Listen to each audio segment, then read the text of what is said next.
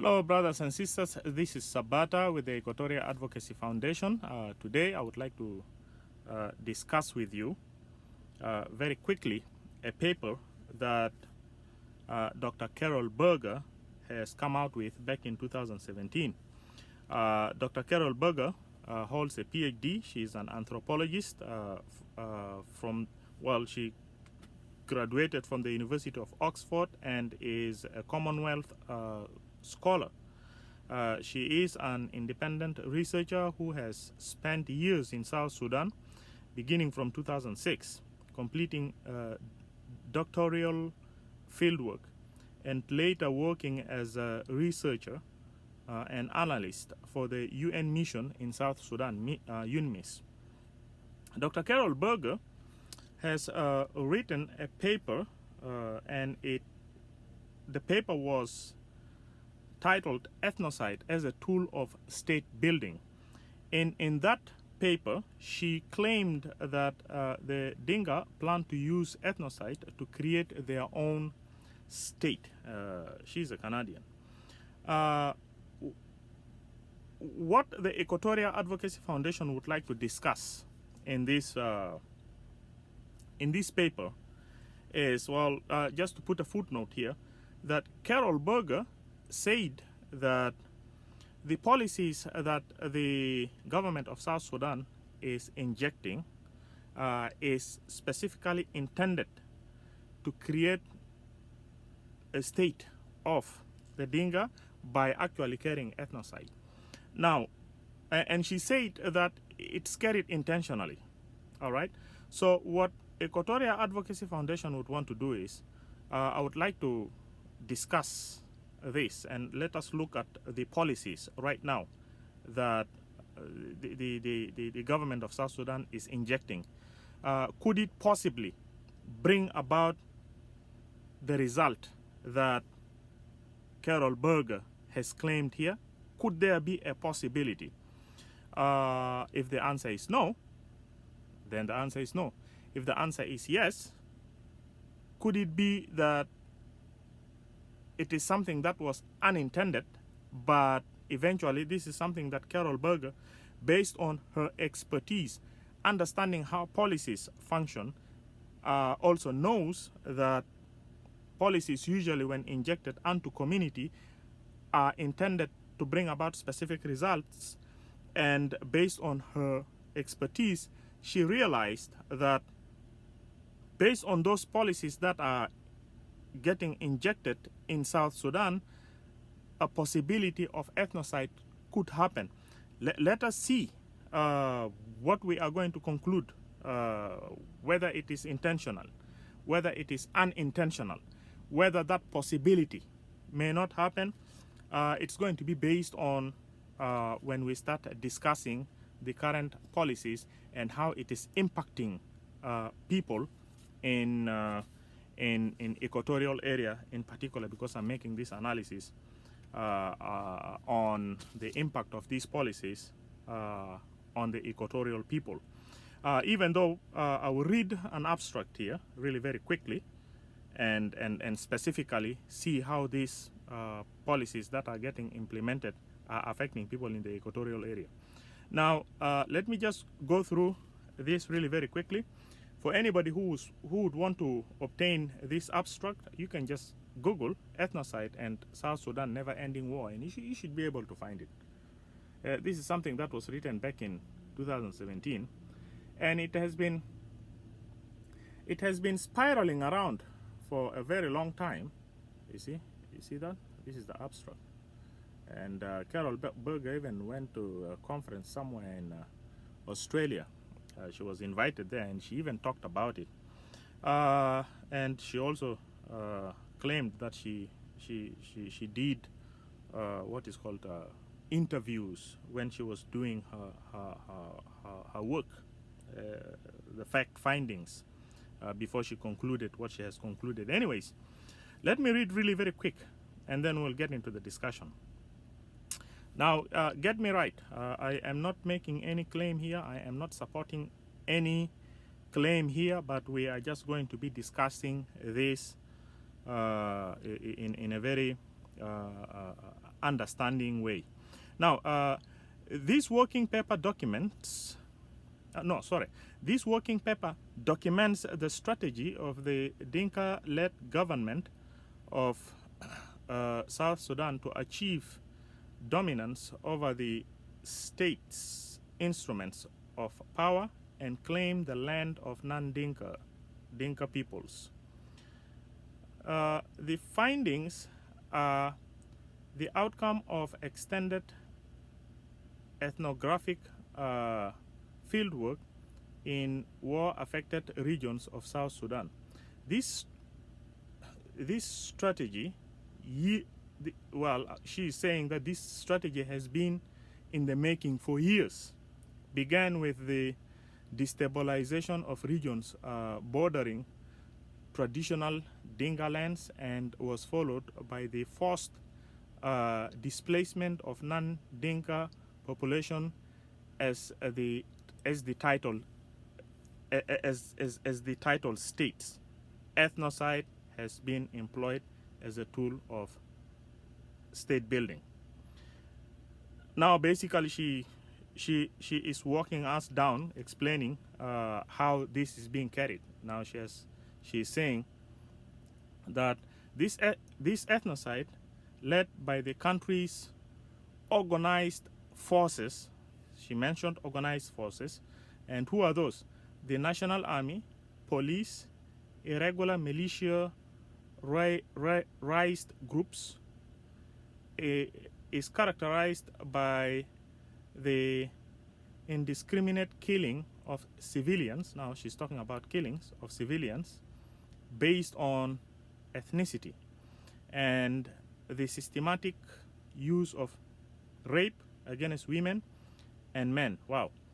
So she talked about rape being used on women, and also she mentioned men. The systematic use of rape against women and men. Okay. The state has targeted Nilotic speaking population of Nuer and Shilluk along the borders of Ethiopia and Sudan. Bantu speakers from the Equatorial region bordering Uganda, Kenya, and Faratit, Balanda, and Luo peoples of Greater Bahr al-Ghazal region, northwestern South Sudan. This is where I end, and I'm just gonna focus now with the Bantu group. I don't know if this is really helping. This is where I ended. Wow. I'm going to focus with the not with the Bantu group. I'm going to focus with the people of Equatoria for a minute here. Fellow Equatorians, as you might have realized, that Dr. Carol Berger claimed that the state is carrying some policies intentionally to create a state of the Dinka and to bring about a result of what is called ethnocide. Now, let's look at really what policies the state is implementing that has provoked Dr. Carol Berger to conclude what she has concluded. You know, Dr. Carol Berger, as I've said earlier, based on expertise, understands that when a policy gets injected onto communities, it is usually injected to produce specific results. And let's see, according to her, she is saying the result is to create a Dinka state, and also at the same time by means of providing ethnocide to those who are non-Dinka. Now, let's look at the policies that the government has constantly held onto, even when we are now at peace. And in the process of creating this revitalized transitional government of national unity, what are the policies that could make what Dr. Carol Berger has said to come to reality? One, centralization of power. That is the refusal of devolution of power. That is critical because it is from that the government then concentrates the power of what is called national security and police in the center. And you might have realized from what Oyet had claimed in his paper that he complained on a couple of weeks ago. He was saying that one of the claims that Oyet was saying was that there has been so many, of course, altered provisions that the government wants to sign, and it includes the idea that the government is saying that even national security can carry out arrests, basically can carry out what the police are supposed to be carrying. So national security also has the power to do that, and that the authority to carry out or dispatch security is going to be centralized. It's not going to be decentralized, or because after all the government has rejected devolution of powers. So basically refusing federalism. So that is very crucial to implementing or to bringing about the result of what Carol Berger has claimed.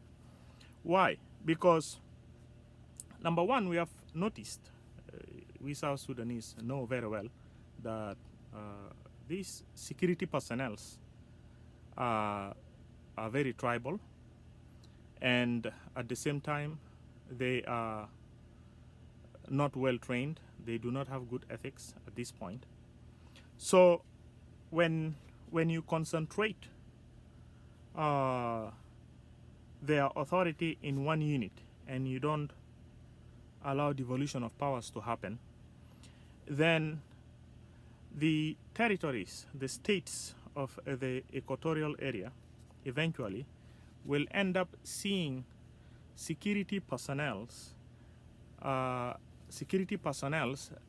are individuals coming from states that are other than the states where these Equatorians come from. And given the degree of tribalism in South Sudan, those security personnel are not going to treat people in the equatorial areas with respect or with sympathy. And given the fact that they are not properly regulated, they will most likely abuse their powers and exploit the people in the equatorial area. Now again, I'm focusing with the equatorial area, even though Carol Berger mentioned Faratit, mentioned Shiluk, mentioned Nuer, but I'm just concentrating with the Equatoria. I don't know what is happening right now in the Shiluk area, in the Faratit area, and in the Nuer area, but I'm just focusing with the equatorial area.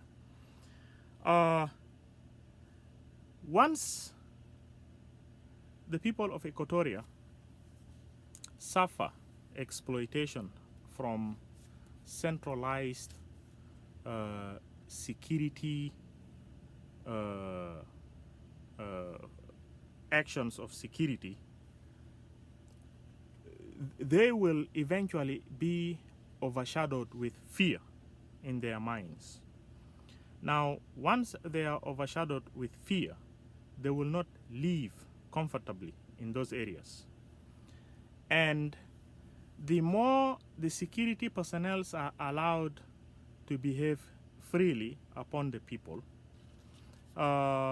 what then is going to happen is, of course, we are still a very tribal society in South Sudan. The security personnel will always give leeway to people from their communities who are around the equatorial area to be free in traveling around or maneuvering around even beyond the curfew times. But they will be less tolerant with the people of Equatoria. And the degree of exploitation could be intensive. That is by beating and by slapping and kicking them up and down, making them to sit on the floor. And for that reason, first of all, the Equatorians will eventually feel dissatisfied with life in that manner. And Carol Berger also spoke about raping of women and also men. Hopefully that has ended at the time before the peace or the revitalized transitional government of national unity that is in creation. Hopefully those acts are going to end up there. But then if some of those acts are also carried over to the time during the transitional operation of the revitalized transitional government of national unity, that will add onto the frustrations of the people of Equatoria.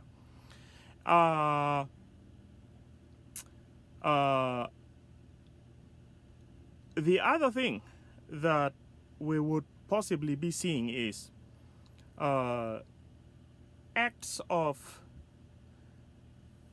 controversies with lands and some other petty problems, like individuals just kind of hitting their heads around trying to get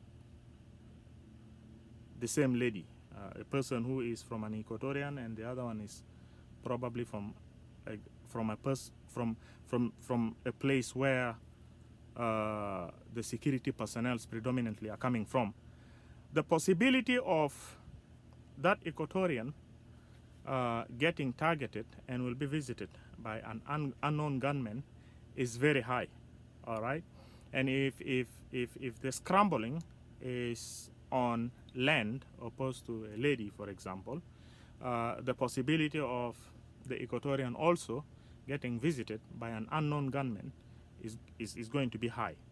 So when you put all these together, including other behaviors that could be exerted onto the Equatorians that I've not mentioned, if you put them all together, what will happen then is the people of Equatoria, given right now we do not have proper justice system, they may not know where to turn to for justice, they may not know where to go to get any relief from such kind of exploitation. They will eventually start migrating out of the equatorial area. And I think the process of migration actually has already started, fellow Equatorians. Based on circumstances of life that is like that, you would come and realize that most of your working class will not even invest in equatorial area.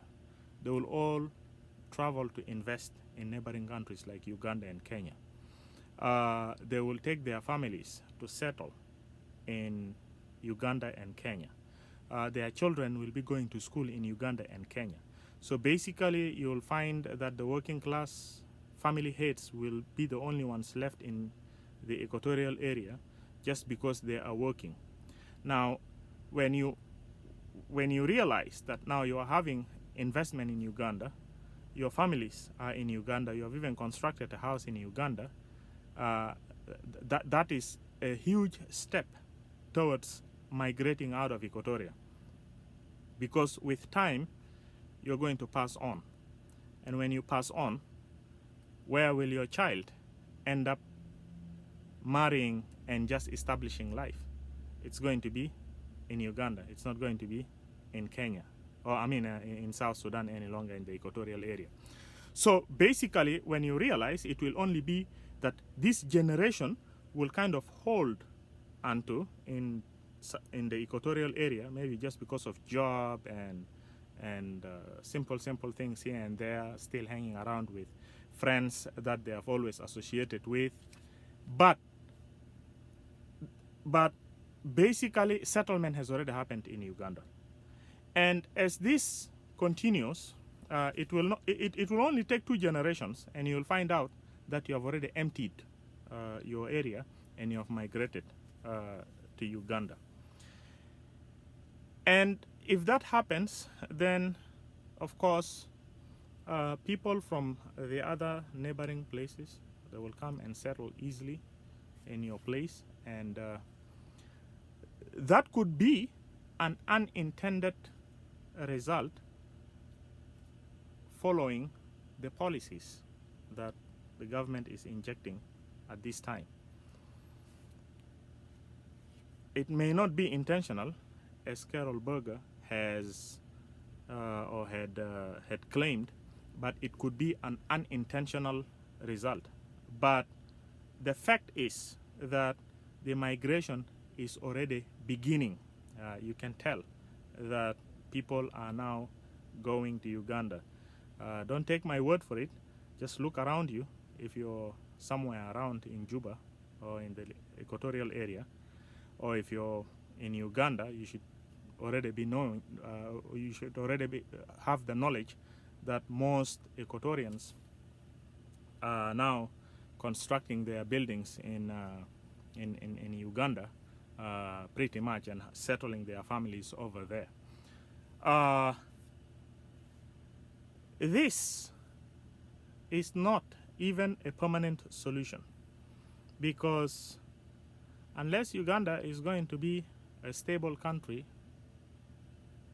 for decades, but we know very well that Uganda has always changed regimes by coup, by rebellions, and it's only during Museveni time that Uganda has now lived for a very long time without seeing any fight. Now, even if you move to Uganda and you give up your lands, how about if something happens to Uganda? You come back this side and you find out that you don't have any land. Where are you going to be? You see, so it's going to be a tough bet to bet on, seeking a comfortable place like that. You are better off at this point pulling yourself together, coming in unity, and then focusing with the challenges that is facing us, that is causing such a migration to take place to begin with. Devolution of powers, that is federalism, could have solved that big time.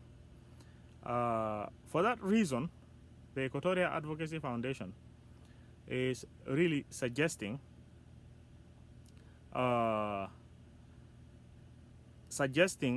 that Equatorians should put in their minds that migration is not a solution. This is first thing to begin with. Migration is not a solution. The solution is to work together and confront such challenges and push or introduce the argument of the devolution of powers and stick with it as much as possible. All right, because based on what is going on right now, I can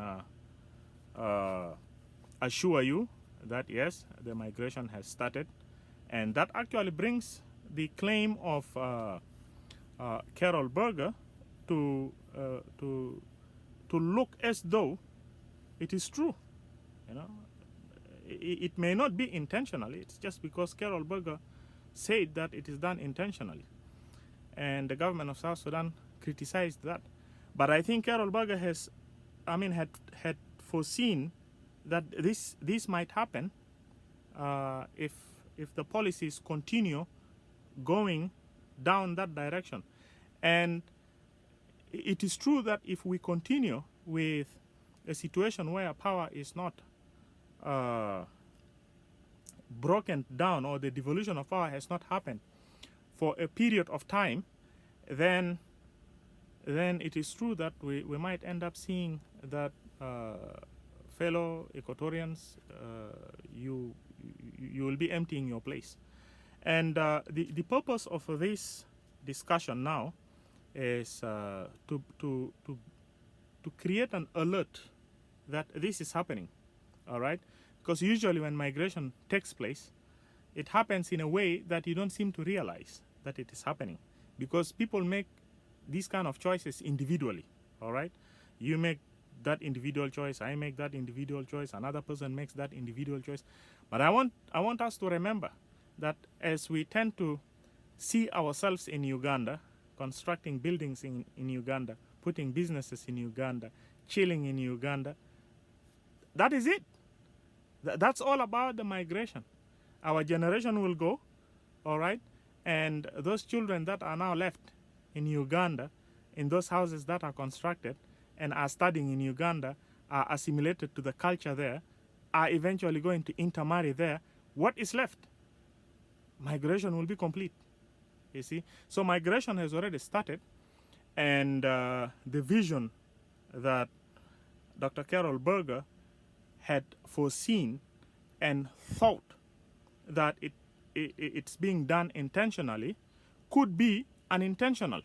But the fact that it is going to happen, the chances are high, unless Equatorians, you start focusing and unite to address the challenges that are bringing about this migration and tackle it accordingly.